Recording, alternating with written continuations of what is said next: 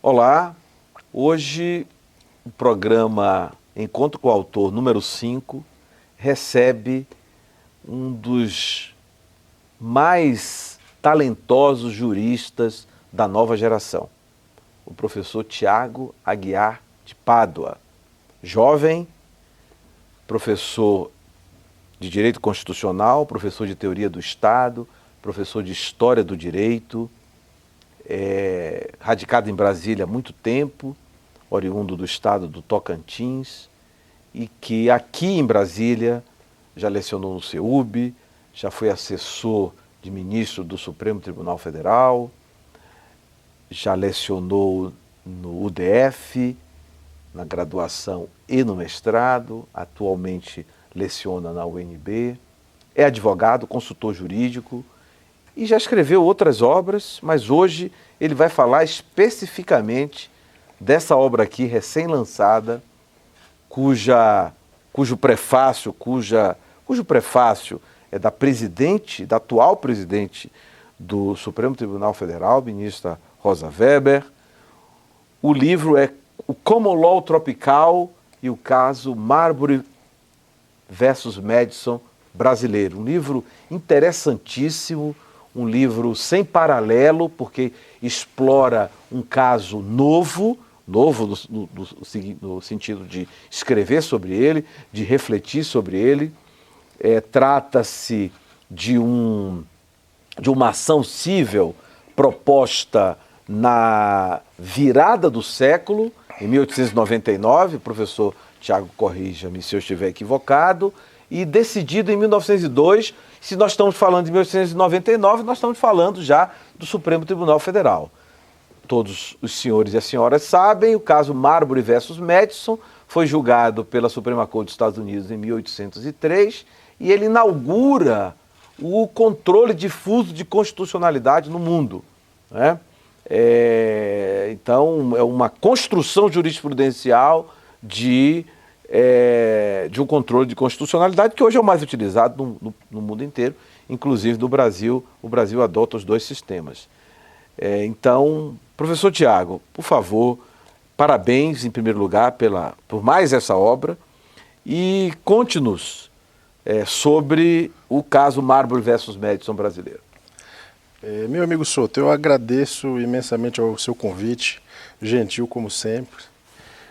Parabenizo pelo programa, é um programa fabuloso, que tem um formato que nós deveríamos incentivar com mais frequência. E eu gostaria também de iniciar, ao lado dessa referência, mencionando que esse livro foi uma espécie de acaso, meu amigo Souto. Eu tropecei no acórdão enquanto eu lia alguns textos na biblioteca do Supremo Tribunal Federal. Esse livro foi praticamente todo ele escrito dentro daquela biblioteca Vitor Nunes Leal. E quando... Que é o mesmo nome da escola. Que é o mesmo nome Escola Superior da AGU, ministro Vitor Nunes Leal. Exatamente, que foi uma figura sem paralelo na nossa cultura jurídica, política, e merece todos os nossos elogios. E eu, lendo os acórdãos, porque comecei a fazer uma busca pela pesquisa histórica das decisões mais importantes, desde o início do Supremo Tribunal Federal, me deparei no índice com uma referência que dizia o seguinte: quando o Tribunal Federal deve aplicar o direito estrangeiro, e mais do que isso, quando deveria incidir o common law no direito brasileiro.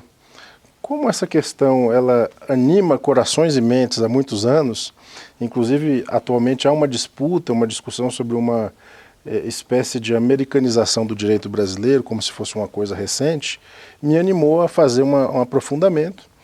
E você naturalmente sabe, né, e isso é importante para a gente poder discutir, o decreto que cria o Supremo Tribunal Federal, o decreto, ele vai fazer uma referência, o decreto 848 de 1890, no artigo 386, ele diz que é fonte do direito brasileiro. Verdade. O common law.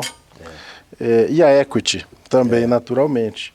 E aquela disputa, os textos clássicos e, naturalmente, a inclinação de Rui Barbosa por aquele modelo norte-americano, com uma ruptura institucional, a queda da monarquia e o surgimento da república, e, obviamente, com a maior inspiração norte-americana, fez com que houvesse ali uma rica influência e que nos trouxe esse acórdão que, evidentemente, precisa de uma discussão mais aprofundada.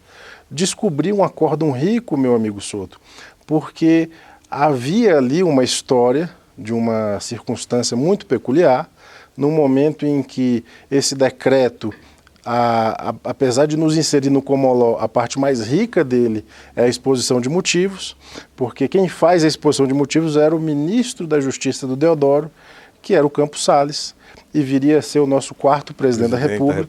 Paulista, né? Paulista, né? E, evidentemente, a exposição de motivos aliada àquele decreto, às referências postas, precisam ser enriquecidas com a biografia do Campos Salles. Quem foi Campos Salles? É a figura responsável por criar a política dos governadores. É a figura responsável por criar a política do café com leite, que são duas coisas que se complementam. Sim.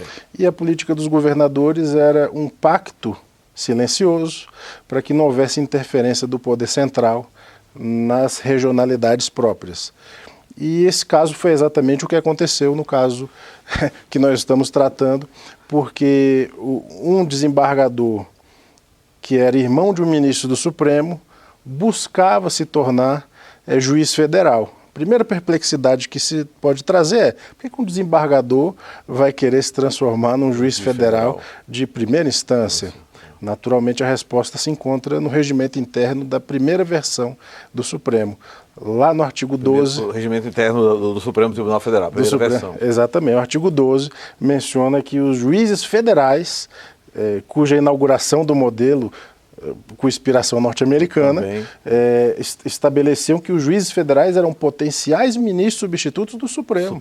Olha que coisa interessante. E isso traz uma coisa muito importante para essa discussão, porque esse desembargador, indicado pelo Supremo, ele preenche os requisitos. Esse juiz federal? Esse desembargador. Desembargador, sim, indicado, tá. Preenche os requisitos, o Supremo fecha a questão em torno de seu nome e indica para a nomeação presidencial. Tá. O que é importante aqui... Cujo presidente...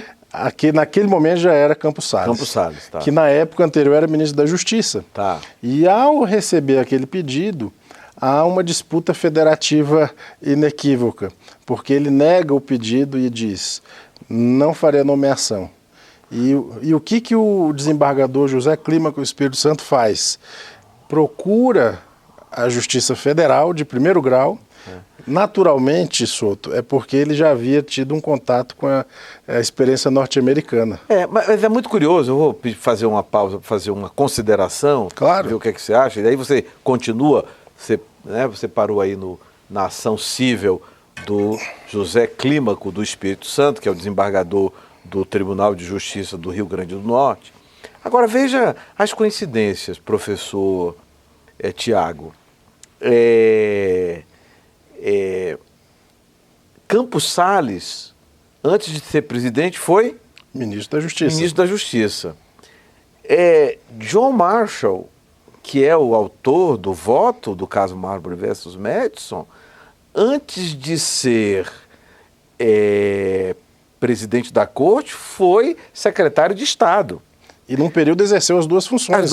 Exatamente. O Madison era secretário de Estado também e se recusou. Quer dizer, há pontos de aderência também digamos assim, no nascimento da ação, né? No nascimento da ação. Não é verdade? Quer dizer, são autoridades federais que se recusam a dar posse, né?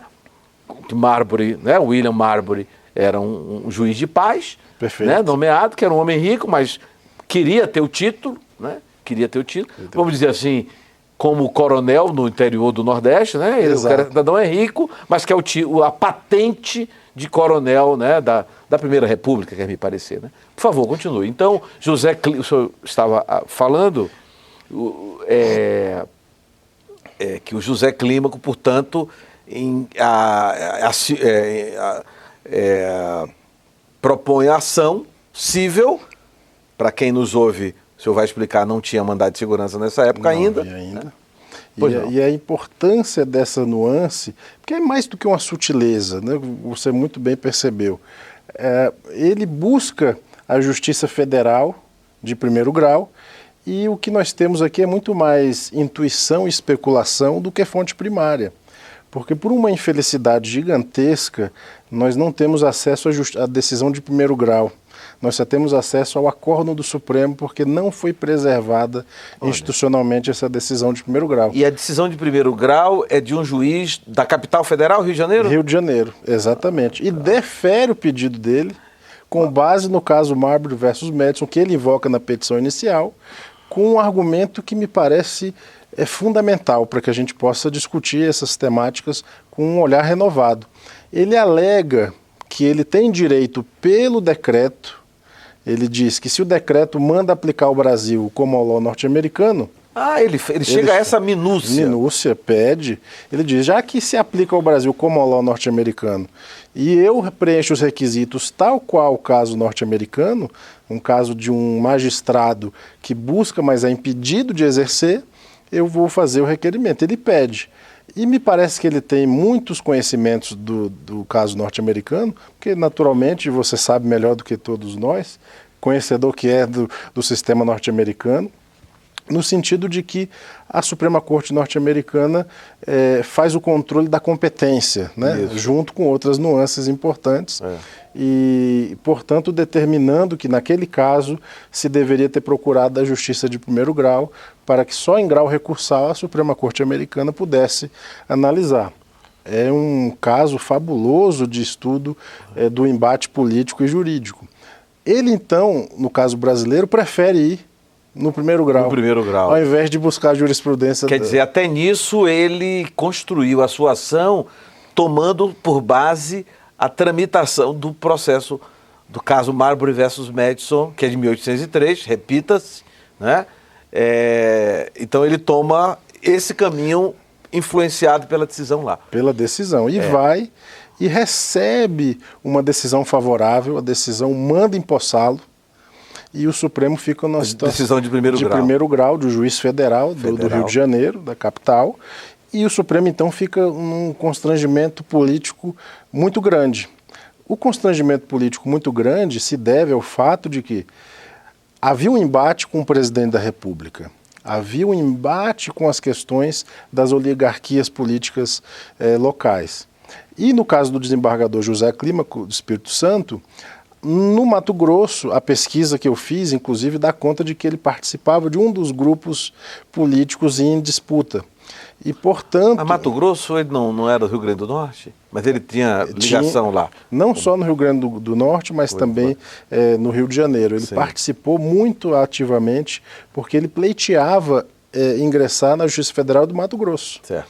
E a referência no Rio Grande do Norte é porque quando houve a cisão das capitanias hereditárias, a modificação do sistema de justiça naquela época, e inclusive do ponto de vista das reformas judiciárias, havia uma divisão muito grande entre o centro jurídico, que era São Paulo, e o outro centro jurídico, que era Pernambuco, em Recife, em razão da criação dos 2 primeiros cursos. Sim. Então, o Nordeste, de uma forma geral, tinha uma espécie de visualização própria, e o outro lado, né, do Sudeste e tudo que ficava para baixo, tinha uma disputa.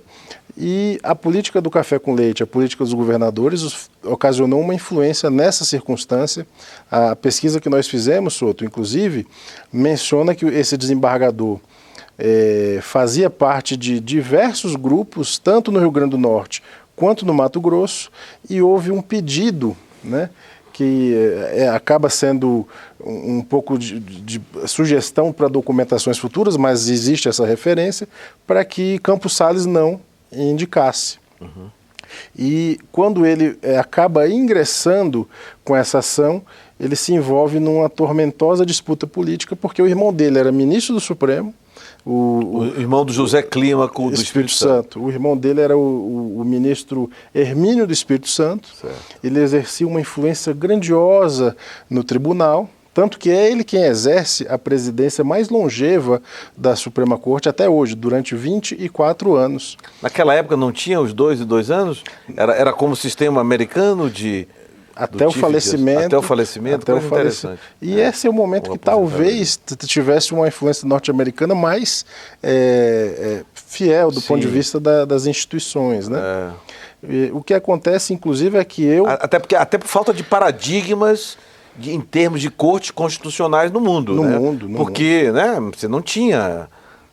Era uma absoluta novidade. Novidade. É isso que eu faço questão de enfatizar aos meus alunos, sempre que eu estou ministrando palestra, essa questão, né? A grandiosidade, se você me permite, professor, claro. A grandiosidade da construção do caso Marbury versus Médici, a grandiosidade de John Marshall, é que ele tira do nada, porque a teoria da separação dos poderes era nada mais, nada menos do que uma teoria, quer dizer, era algo iluminista que só foi incorporado a uma Constituição um pouco tempo antes, 16 anos antes, 16 anos antes, precisamente 16 anos antes. Então era uma novidade muito grande, quer dizer, o judiciário chegar e se impor, né? Dizer, não, eu posso declarar a inconstitucionalidade. Há um problema que, inclusive, nós convivemos hoje, em 2023. Exatamente. E que convivemos em larga escala de 2019, não precisamos citar nomes, sim. Nem devemos, de 2019 a 2022, toda ou boa parte dessa convulsão política, social, vai justamente do questionamento da competência até onde vai a atribuição da nossa Constituição. O senhor, como estudioso, sabe melhor do que ninguém. Perfeito, por favor. Perfeita a colocação. Talvez esse seja um problema que precise de maiores reflexões por parte de todos os que convivemos com as questões políticas e jurídicas, porque alguns historiadores norte-americanos, inclusive, fazem questão de ressaltar que naquela precisa circunstância que a Suprema Corte Americana, sem qualquer condição para fazê-lo, e por isso surpreendeu a todos, faz uma criação daquela monta. E se diz com muita frequência que ali nasce de verdade a construção que sai da teoria para a prática, da afirmação da regra do Estado de Direito e a afirmação da justiça das instituições, né? A justiça das leis e não a justiça dos homens. Uhum. E esse paradigma, essa dicotomia, ela permanece viva entre nós, porque nós ainda hoje temos uma dificuldade de entender essa divisão, o que significa a justiça das leis e o que na verdade significa superar uma justiça dos homens, o personalismo dessas circunstâncias. E quando a gente observa esse evento, meu amigo Souto, surge uma outra personagem que, para mim, eu acabo fazendo algumas recolocações. Eu sei que muitos acabam dizendo que nós temos uma espécie de Marshall brasileiro e ele tem sido várias pessoas ao longo dos anos, né? Uhum. Aleomar Baleiro, que você conhece muito bem e é da sua terra, Aleomar Baleiro dizia que o Marshall é Rui Barbosa, naquele livro fantástico, né? Supremo, esse outro desconhecido. Ele faz essa alegação. Já o advogado Roberto Rocha... Ele ficaria surpreso com o Supremo da segunda metade, né, da segunda metade do século XXI, né? Com certeza. Eu estaria abismado. Estaria abismado, né? Esse né? outro desconhecido, que desconhecido que é esse? Desconhecido aí. E outras pessoas citam outras figuras como o Marshall brasileiro. O advogado Roberto Rosas acaba fazendo outras referências, ele cita Pedro Lessa, né? E acaba citando Pedro Lessa porque, na visão dele, foi o maior responsável pela construção da doutrina brasileira do habeas corpus, concretização de alguns direitos judicialmente estabelecidos. Então nós já temos ali dois candidatos, né? Rui Barbosa e Pedro Lessa. Pedro Lessa. Eu trouxe uma outra figura nesse livro. Muito bem. Eu trago a figura do então ministro do Supremo, que exerce a segunda maior e mais longeva presidência da Suprema Corte, só perde por Hermínio Espírito Santo, que foi aquele que ocupava a presidência na época do caso, que era o Aquino Castro. Aquino Castro é uma figura importantíssima, porque ele presidiu a instituição anterior, que era o Supremo Tribunal de Justiça do Império. Olha só. Ele presidiu... Ele fez a transição? Fez a transição. Ele era o homem de confiança do imperador. Muito articulado, porque você deixar o império, presidir a mais importante instituição jurídica do império, que não era tão importante assim, mas era, mas do ponto de vista estrutural era mais importante. E continuar no cargo, eu estou surpreso com essa informação. E ele era também conselheiro de Estado. Se bem que Rui Barbosa teve cargo no Império e teve na República. E teve na República. Não sei se... E essa figura ela acaba sendo um pouco menos conhecida, mas tem um relevo gigantesco, porque ele também, além de presidir Aquino Castro. Aquino Castro. Tá. E o ministro Aquino Castro era nada mais, nada menos do que também o jurista da maior confiança do imperador. Ele era o conselheiro, né, de Estado. Quando existia o poder moderador, era o Conselho de Estado que fazia os aconselhamentos. Tanto que uma figura hoje muito estudada e que recentemente acabou sendo recordada porque foi data de uma efeméride, né, que foi o José Honório Rodrigues. Sim. Marido da Leda Boechat Rodrigues, né, outra figura importante.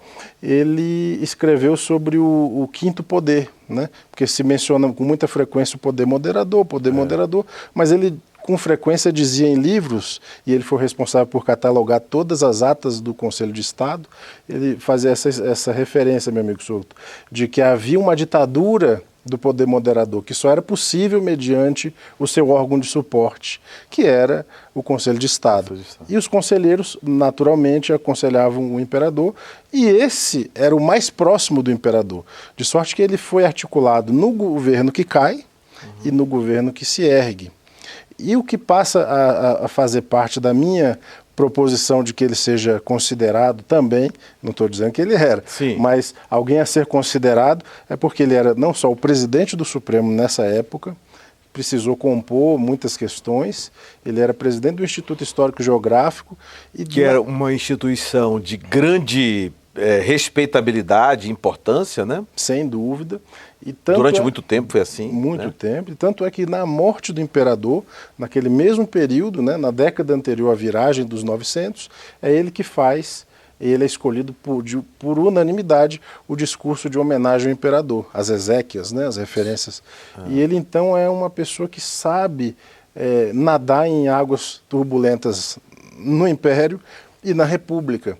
E nesse caso especificamente, o Supremo acaba negando o direito do desembargador de se tornar juiz com o voto que é lastreado na composição que ele mesmo havia estabelecido. O livro, inclusive, traz o acórdão como anexo e, basicamente, há uma referência que nós precisamos tomar, que é o fato de que o ministro Aquino Castro tem adaptabilidade muito maior e muito mais, eu diria, relevante para aquele caso concreto. É ele que participa das discussões jurídicas e políticas, tanto com Campos Salles, com relação à política dos governadores, o café com leite, tudo isso, quanto para se estabelecer uma outra forma. Tanto é que a política dessa decisão faz com que ele perca, o Supremo reverte a decisão de primeiro grau, diz que ele não pode ser juiz federal, porque ele não havia tomado posse, e se não havia tomado posse, não havia direito a ser sustentado. Mas mais importante do que isso, meu amigo Souto, ele vai dizer que aquele decreto, é importante essa reflexão, que aplica o common law ao Brasil, precisa de uma interpretação diferente. Ele diz que aplica-se ao common law ao Brasil, de fato, só que não na nossa tradição do direito escrito e do direito constitucional, direito público. Ele vai dizer que para esses casos precisa de lei escrita. Mas, naquilo que não tem lei escrita e naquilo que é fora desse âmbito, se aplicaria o common law. Então ele faz uma distinção para que a gente possa, inclusive, hoje em dia, discutir as matrizes jurídicas das diversas escolas, né, dos modelos common law, civil law, romano-germânico, como nós temos discutido com certa frequência. Mas o que surpreende é que essa é a primeira decisão que existe no Brasil que faz uma análise, uma interpretação sobre o Brasil ser ou não um país de common law. Por isso o título é provocativo, eu reconheço, porque fala de um common law tropical, né? Certo. Então a gente discute isso, mas como assim um common law tropical? De fato, eu também faço uma reflexão inicial de que o common law e o civil law têm mais semelhanças do que distinções. E muitas vezes essas distinções que se impõem academicamente são artificiais. Tanto um como o outro tem influência do direito romano. Né? E nos Estados Unidos, que é um país que adota o common law muito mais largamente do que nós outros, né? Até por força da colônia, da metrópole, né? Sim. Os dois sistemas convivem bem em todos os estados. Né? Ninguém há de negar que o direito dos Estados Unidos é codificado largamente. Né? Então, eu acho que essa sua observação é muito pertinente e casa com a prática, a praxis norte-americana. Né? Com certeza. E como último fundamento, meu amigo Souto, porque na verdade eu trouxe um candidato a mais a Marshall brasileiro. Né? Quem seria o nosso Marshall? Eu sei que Rui Barbosa é uma figura importante, imponente em toda a estrutura da República Velha, como também o era antes. Ajudou a redigir. Ajudou não, né? É o responsável pela Constituição, de 1891. Foi a primeira ação em que se julgou a inconstitucionalidade, ele foi advogado, né? Que era um marechal ou um general, alguma coisa desse tipo, coisa que dizia respeito a proventos, né? Exatamente. 1895, por aí. Exatamente. E o outro candidato, que é o Pedro Lessa, tem também toda a notoriedade, a referência. Mas eu acabo tentando afastar o Pedro Lessa um pouco, e eu sei que nós temos essas discussões um pouco mais aguerridas, mas Pedro Lessa era uma figura de ministro e professor bastante controversa para ser considerado uma espécie de Marshall brasileiro. Tem um episódio, meu amigo Souto, que eu destaco no livro, em que ele faz acusações absurdamente pesadas contra a Faculdade de Direito do Recife e contra Tobias Barreto. Que coincidência, né? Eu já entrevistei o professor, em uma outra oportunidade, eu entrevistei o professor Godoy, que tem um livro sobre Tobias Barreto, e é muito... E um dos temas que nós conversamos é sobre os desafetos de Tobias Barreto. Ele tinha alguns desafetos e o professor Godoy lembrando que nessa época era muito comum a troca de farpas nos jornais, até porque não tinha de outra forma. Né? Então, a troca de farpas e desafios. Eu quero que o senhor traga amanhã um livro tal que o senhor cita, a tal hora, em tal lugar, e o senhor errou aqui e ali. Mas continue, por favor, o Pedro Lessa. E desse episódio do Pedro Lessa com o Tobias Barreto é significativo, meu amigo Souto, porque ele faz uma contundente crítica quando o Tobias Barreto nem podia se defender, já havia falecido. E ele diz, olha, Tobias Barreto é um ignorante que apenas traz uma leitura alemã pela rama, de livros que ainda não foram traduzidos para o francês e que não tem nada a acrescentar. É um autor pequeno, mediano. E aí ele prossegue dizendo, e os autores de Pernambuco nada acrescentam à institucionalidade. Virulência muito pesada. Só que o que chama atenção é que, nesse caso, Tobias Barreto nem podia se defender, porque já havia falecido. Ele falece em 1892. Ele tem esse falecimento extremamente sentido, precoce, né? Ele foi com 50 anos que ele faleceu. Exatamente. Então, como há um espírito de enfrentamento que não é o espírito do Marshall original, né? Nós sabemos que o John Marshall tem todo um desenvolvimento até de parentesco com Thomas Jefferson, né? Eles têm uma referência de uma briga anterior, mas o fato é que ele sabe se adaptar, ele sabe controlar essas discussões políticas e talvez você vai saber muito melhor do que eu, meu amigo Souto, o episódio mais notável de desavença entre eles tenha sido aquele dos diplomatas franceses, do caso XYZ, em que ele enfrenta ali uma quase guerra que teria ocorrido com a França se não houvesse ocorrido algumas tratativas posteriores. E isso, naturalmente, trouxe um embate muito forte entre os dois já naquela época, e os sentimentos dos biógrafos vão citar isso, né? Que talvez tenha sido determinante para o desenvolvimento do relacionamento entre eles. Mas só, desculpe te interromper, a decisão do pedido da ação civil protocolada, ajuizada pelo desembargador José Clímaco do Espírito Santo, ela é relatada pelo presidente da corte. Naquela época, esse é um ponto importante, naquela época não havia essa figura do relator como nós a conhecemos. Então havia naturalmente um número de ministros elevado, 16 ministros, o número de ministros impedidos nesse caso muito grande, porque dos 16 ministros, um era o Procurador-Geral da República, outro era o presidente. Além desses dois, mais 4 impedidos de julgar por questões de foro íntimo, provavelmente porque conheciam um ou outro dos envolvidos. E trouxe ali um debate que acabou sendo um pouco menos exposto do que deveria, talvez por conta da época.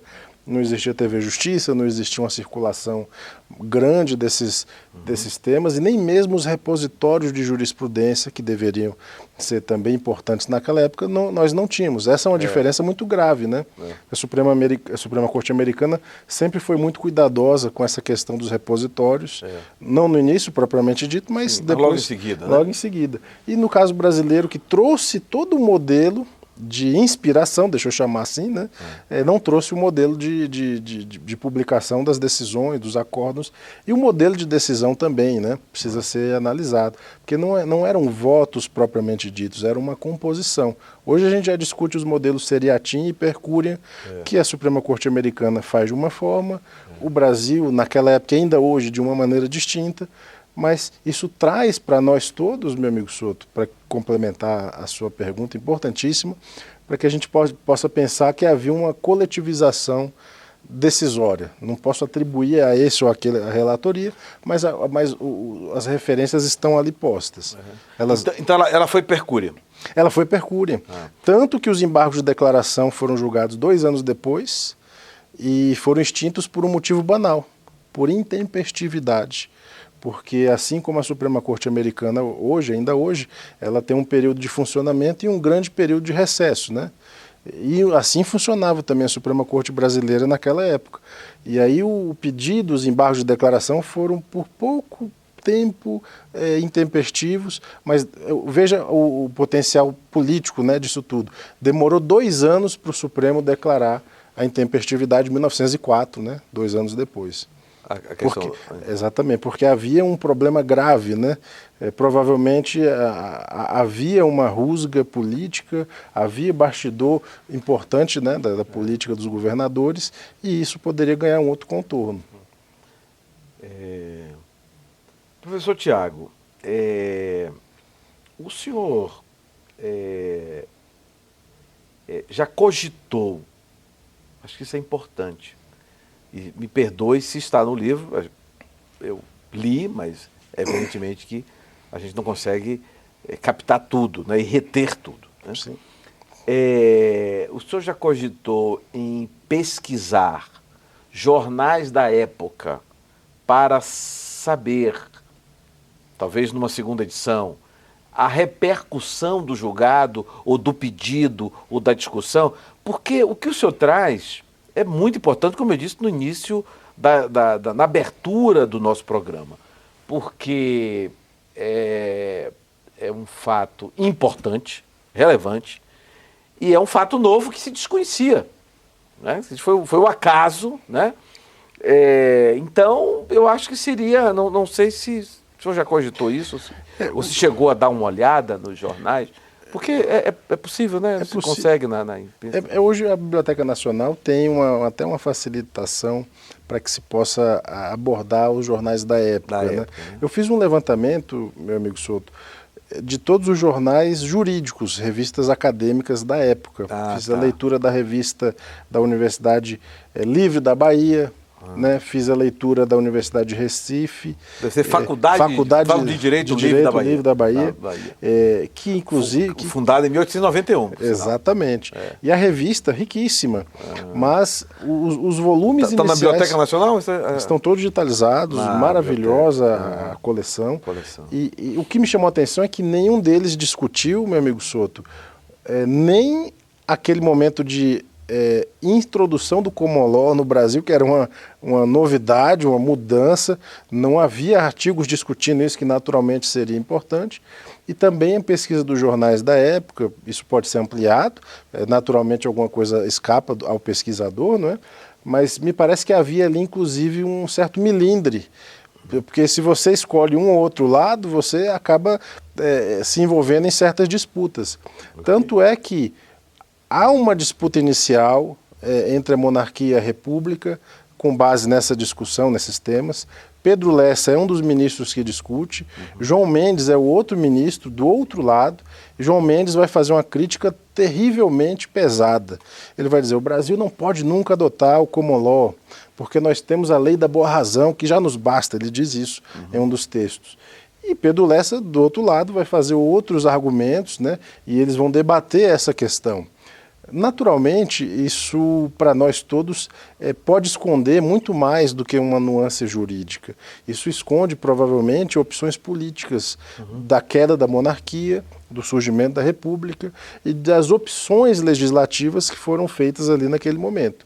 Tanto que nós tínhamos algo que pudesse se assemelhar com uma imagem muito próxima dos Estados Unidos, que era um federalismo com certa característica, se cogitou até na criação de códigos civis estaduais.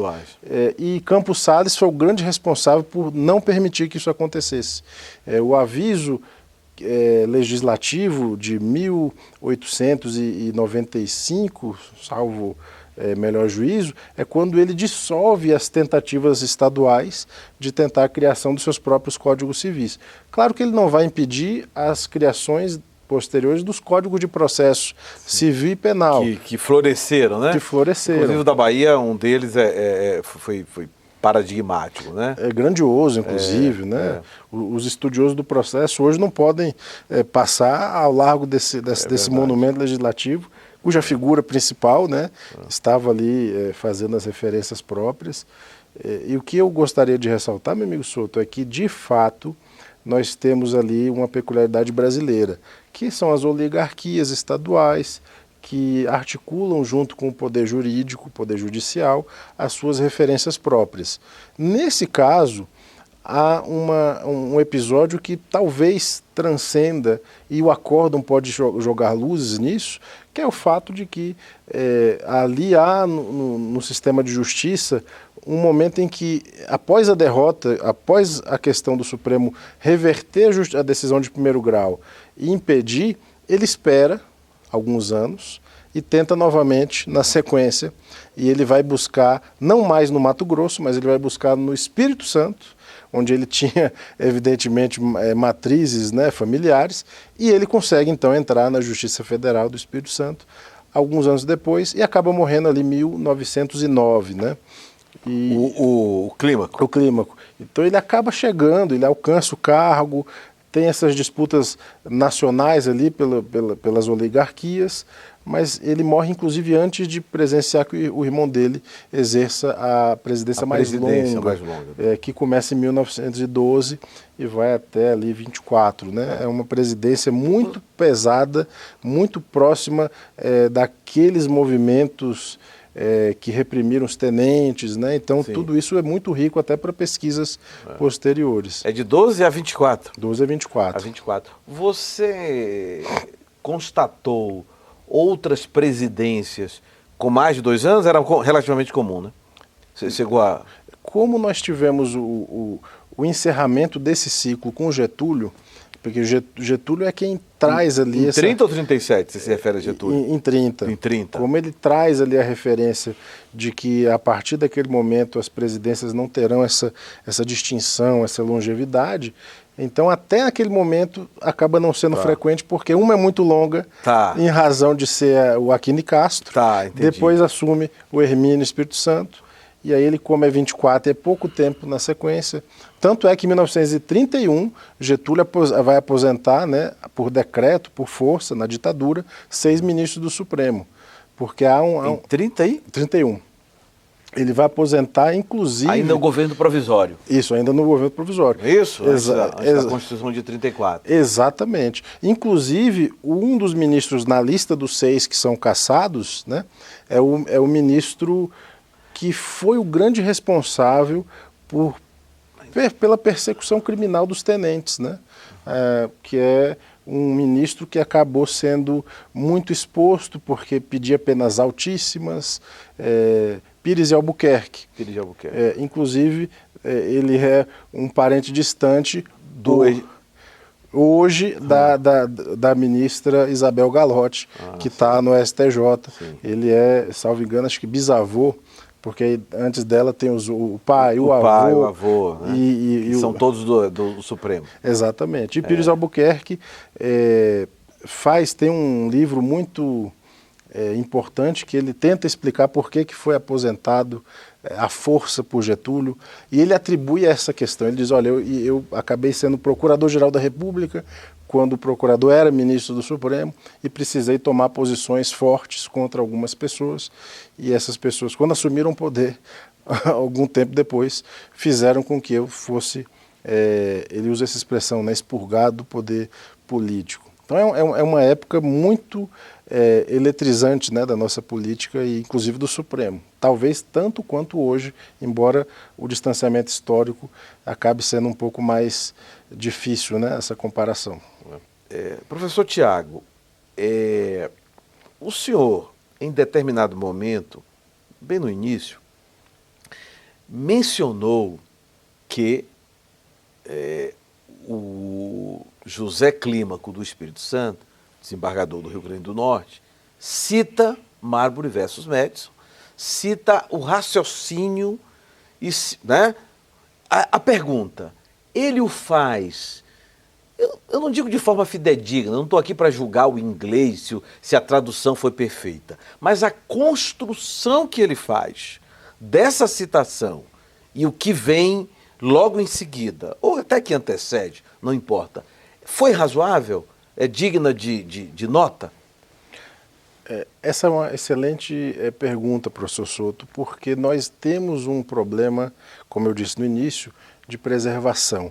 Nós não temos acesso à petição inicial e à sentença de primeiro grau, mas o acórdão faz toda a reconstrução. Que bom. Tanto da petição inicial quanto da decisão de primeiro grau, que havia dado ganho de causa ao desembargador. Não é literal a decisão de primeiro grau, mas grande parte está ali. Grande parte está ali, está no acórdão. Inclusive citada entre aspas, daquela forma mais antiga, né, que era aspas em cima e aspas embaixo, né?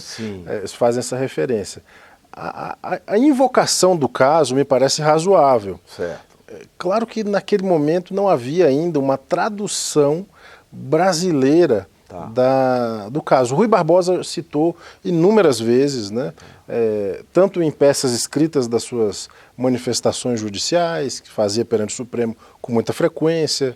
Você bem pontuou o famoso caso, né, lá de 1895, a referência inaugural do controle, todas essas questões.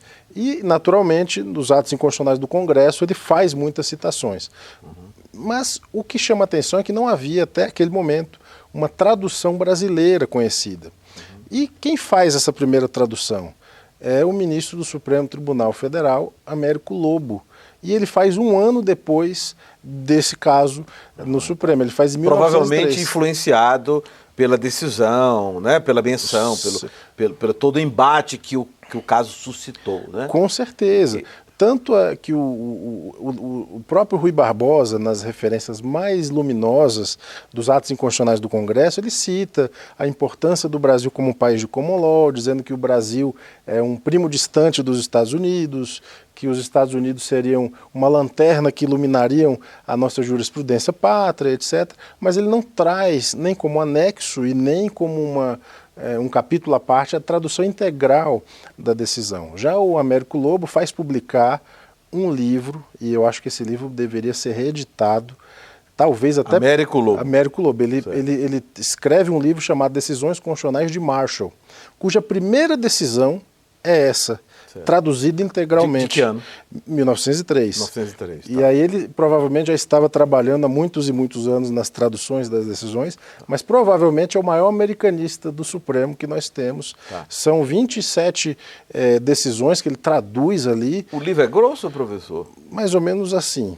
Tem umas 300, 400 páginas. Tá. E valeria uma reedição, porque já está em domínio público, né? Certo. E além de ser uma figura do Supremo que precisa ser até revisitada, porque pode ser que nas decisões das quais ele participou, inclusive tenham referências mais a Uma miúde. proposta para o senhor formular a nova presidência do Supremo, que assume no dia 2 de outubro. O ministro Luiz Roberto Barroso é um homem estudioso do direito constitucional norte-americano, fez mestrado lá na Universidade de Yale, é professor da Harvard, da John Kennedy School of Government, né? Professor visitante, associado, alguma coisa desse tipo, uma boa sugestão. E além de ser um grande ministro, né? Sim, sim. E eu aproveito o gancho da sua fala, inclusive porque eu estava presente naquela inauguração do curso, né? Democracia e Combate à Desinformação. Sim, e você mencionava... Daqui da escola. Né? Daqui da escola. E você mencionava que o ministro Barroso, e com todo respeito, com toda a referência, era uma espécie de Francis Ford Coppola do direito constitucional. Foi uma passagem que vai ficar marcada, inclusive, que é relevante. E do ponto de vista desses projetos institucionais, que a escola da AGU já tem muitos e tantos outros, quem sabe uma parceria com a própria Suprema Corte Brasileira para editar não só um curso comum, mas reeditar o livro, por que não? Inclusive é uma das nossas, já que o senhor tocou, é uma das nossas propostas aqui de reedição de obras esgotadas, que caiu em domínio público, obras referenciais, né, evidentemente.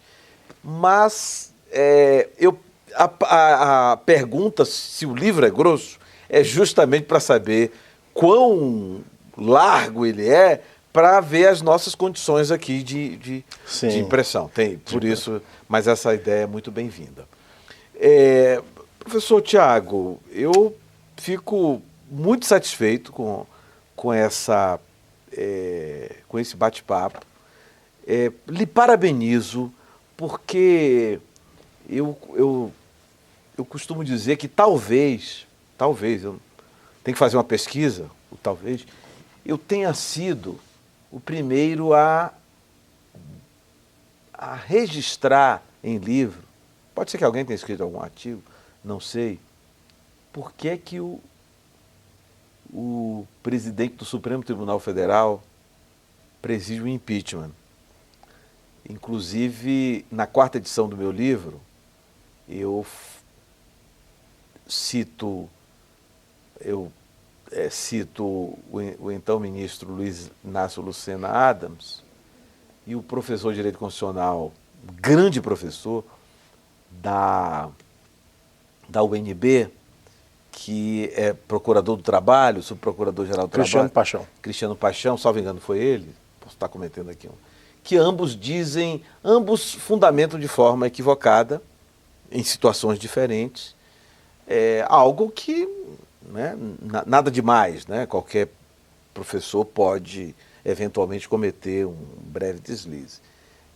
Então, na verdade, o presidente do Supremo Tribunal Federal preside o processo de impeachment por força da influência do constitucionalismo norte-americano, em que o presidente do Senado é o vice-presidente da República. Né? Aqui no Brasil não é assim, mas continuou, mas ficou desde a Constituição de 1991. Parece-me que eu possivelmente tenha sido o primeiro a falar sobre isso. Eu tenho uma dúvida, aqui eu tenho a certeza. Né? Quer dizer, o senhor é o primeiro doutrinador a desvendar um caso magnífico, especialmente para quem se interessa sobre direito constitucional. Todos deveriam se interessar, porque a fonte, o controle de constitucionalidade está presente aí a todo momento, a todo instante. Então, o senhor está de parabéns pelo livro. O livro, já li parcialmente, é uma escrita fácil, e minhas congratulações pelo que outros acasos dessa natureza surjam e que o senhor escreva livros dessa magnitude e dessa importância. Por favor, suas considerações. Eu fico lisonjeado pelas palavras, não só porque você está fazendo essas considerações, essas observações, que é alguém que eu admiro bastante. Obrigado. E eu, assim como muitas pessoas, penso que a gente deve falar bem e mal pelas costas e pela frente. Brincadeiras à parte, falo sempre com muito carinho do seu livro. Você que tem um livro que é referência para todos nós, das principais decisões da Suprema Corte Americana, pioneiro, importante, exatamente porque, veja, que nós temos 100 e tantos anos de distância entre hoje e o caso Marbury, né, 1803, e ainda hoje há coisas novas a 200 e pouco, né?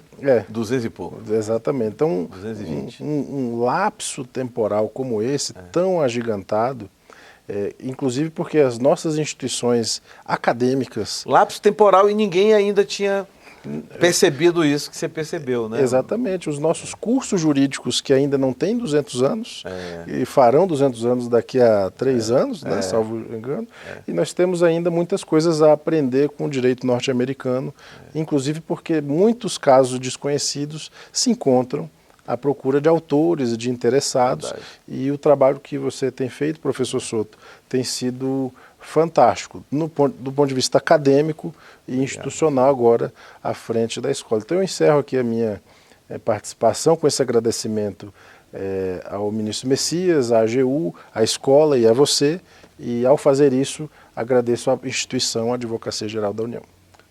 Ok, muito obrigado. Então, com essas considerações do professor Tiago, nós encerramos o nosso programa. E recomendo o Common Law, o Tropical e o caso Marbury versus Madison, brasileiro, excelente fonte de pesquisa para tese de doutorado, dissertação de mestrado e para conhecimento para a vida, né? Cultura. É isso. Até a próxima.